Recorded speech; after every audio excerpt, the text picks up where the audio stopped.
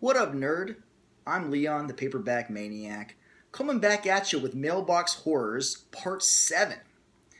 Yes, I'm wearing a hat today because I was recently sunburned and the dome of my head looks ridiculous. I'm a little embarrassed. So, we're going to be taking a look at a few more books that I have acquired. Actually, some of these recently, some of these not so recently. Still kind of catching up with things that have been chilling on my dining table. So without further ado, let's get to it. First book we're looking at today is Halo by Chet Day. This book was published by Pocket in 1987, and it's got a classic cover there. This one I think was in Paperbacks from Hell, so it might be familiar to some of you. Pretty cool book. I've heard good things about this one, so should be interesting to check out. Okay, next one. This is a book that I was unfamiliar with. We're looking at Night, Winter, and Death. That's a kind of an intense title, right? This was written by Lee Hawks, which was a pen name for the author Dave Pedneau. And this one was published by Ballantine, I still don't know how to pronounce that, in 1990. And got to give a shout out to my Facebook buddy Chris, who had this and was trying to get rid of it. I picked it up. I had never heard of it before. Apparently, it is a werewolf in a small town type book, which I can definitely get with. So, he said it was good, and I trust his opinion. So definitely looking forward, my trademark saying, looking forward to checking it out at some point. Who the hell knows when? Another book that I have that same dude, Chris, to thank is this one right here. We have Hide the Children by Victor Miller. This book was published by Ballantine in 1978. And I posted a pic of this recently on Twitter. That's right, I do tweet about once every 5 or 6 months, but when I got this book, I just recently got this, I had to show it off. What an amazing cover, right? And this one is interesting because Victor Miller, as some of you slasher aficionados might know, is the screenwriter or co-writer of the original Friday the 13th. And this book was published a couple of years before the release of that seminal film. And that, along with this cover image right there, was enough to pique my interest, certainly. And I am very curious to check this out. So published in 1978, 2 years before he would go on to co-write Friday the 13th. Definitely intriguing. And I look forward to seeing what that one's all about, for sure. Okay, next up, we've got a book called Winter Wolves by Earl Westcott. And this Bantam edition was published in 1989, though it looks like it was originally published in 1988. So, yes. Okay, I'm a huge fan of this cover. Next up, we've got Wireman by Billy Sue Moseyman. This book was published by Paperjacks in 1984. And that's a really cool cover, is it not? Just definitely appeals to me. This one is probably, more of a thriller, though, definitely sort of catering to the horror crowd. And with a cover like that and a title like Wireman, I am on board. Does not take much. Okay. All right, next up, we've got a book called The Shaman by Frank Coffey, a.k.a. Dean Koontz. This is one of Dean Koontz's many pseudonyms that he used over his career.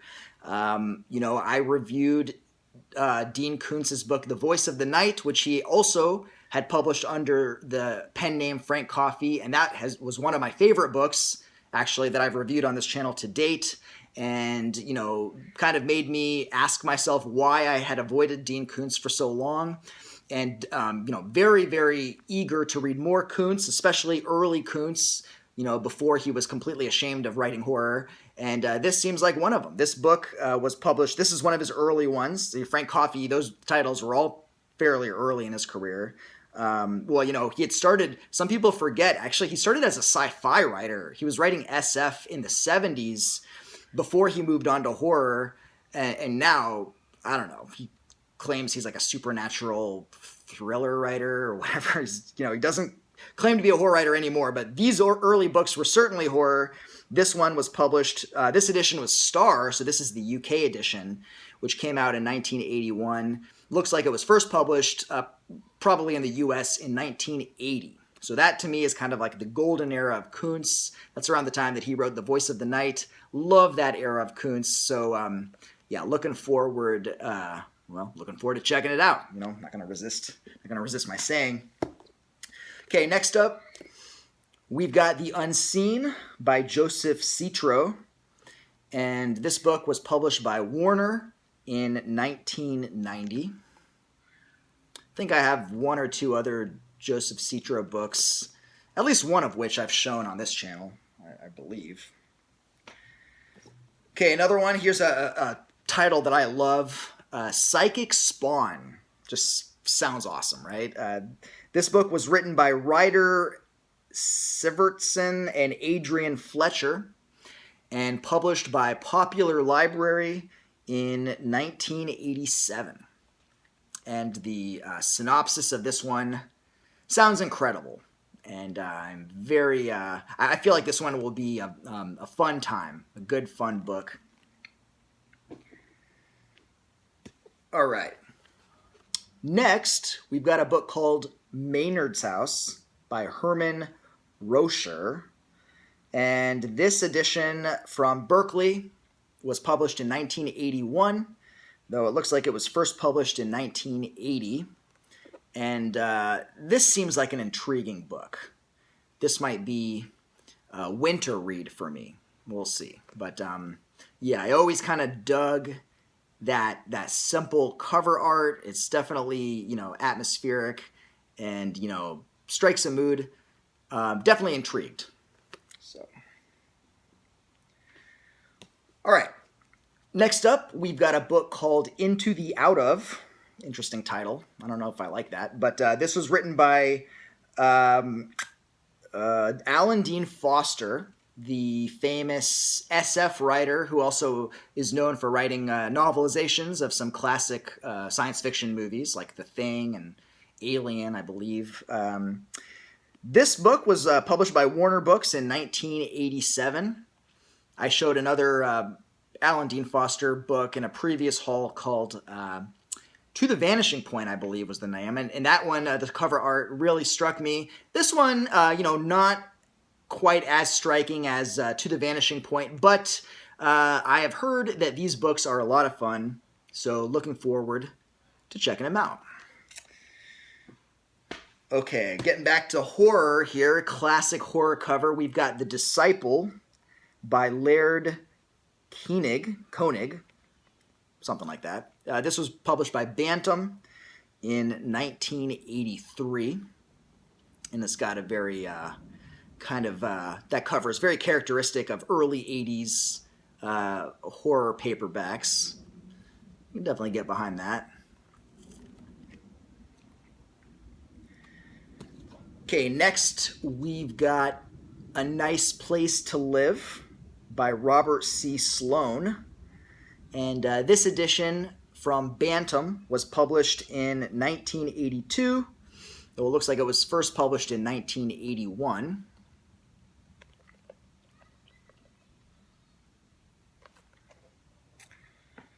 Okay, a few more here. Next up, we've got a book called School Days. I don't know if you can see. It's kind of like a black cover, but pretty cool. The image, of course, in relief, as they did back in the day. Couldn't even do a cover like this today, or I guess you could, but it would be a lot lamer. This book, School Days, written by Robert Hughes and published by Ace Charter in 1982. And that is such an 1982 cover. And this book was also apparently adapted into a cult film, I think an Australian film, maybe, if I'm not mistaken, that I hear good things about as well. But of course, I will hold off until I read the book, and then I will see the film. But yeah, I'm looking forward to that. I love books dealing with adolescent evil. It's just a topic that I enjoy. So yeah, looking forward to seeing what School Days is all about. That's a topic that I love. I don't know if I ever mentioned it. If anyone is a fan of sort of adolescent evil, a book called Childmare by Nick Shaman, the UK author whom I've talked about in the past, is highly recommended. Childmare, I mean, what a great title, right? One of the all-time great titles as far as I'm concerned. Definitely seek that book out if you like books about kids wreaking havoc, because it's a good one. Okay, next up, we've got Satan's Snowdrop by my homie Guy N. Smith. This book was, this edition was published by Pocket in 1983, though it was originally published by Hamlin in the UK, of course, in 1980.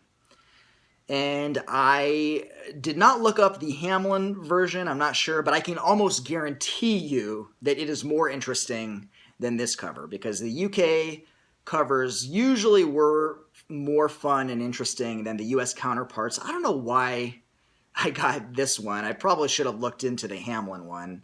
But yeah, definitely if you're interested in this one, check out the Hamlin one. Could have a cooler cover. But I've heard good things about this book. I hear it's one of his, one of his solid novels, and he's got a lot. So should be interesting. All right. Next up, we've got Deliver Us from Evil by Alan Lee Harris. And this book was published by Bantam in 1988. This is one that I've seen in the shops before and for whatever reason resisted, but what a cool cover, right? That is just, I love imagery that has, like faces kind of rising up out of the water, or just like anything coming up out of the water. Just kind of a cool image. Trite title, but we'll see how that goes. And the last one today is a book that I am pretty excited about, and this is Halloween Horrors. This is an anthology, famous anthology, which is not that common these days. It was edited by Alan Ryan, the writer, and it was published by Charter. This version was published in 1987, though it looks like it first came out in 1986. And this seems like a fun little anthology to read in October. It's got, it's great condition. I was able to find this thing for a pretty good price. And, it's got stories from Robert McCammon, Charles L. Grant, Whitley Strieber, Peter Tremaine, Steve Rasnick-Tem, Michael McDowell, Ramsey Campbell, Robert Bloch. So all writing Halloween-themed horror short stories. So I definitely would like to read this one, in the month of October as I'm reading other, novels and stuff. So yeah, looking forward to that. I love my Halloween. So yeah, that's it for today, guys. That's my little update, Mailbox Horrors. Hope you enjoyed watching it. Thank you, as always, for watching these videos. If you've subscribed recently, thanks a lot. I've noticed definitely there have been a lot of new subscribers. Stay on the lookout for more reviews coming up and more videos like this. Until then, take it easy, guys. Peace out.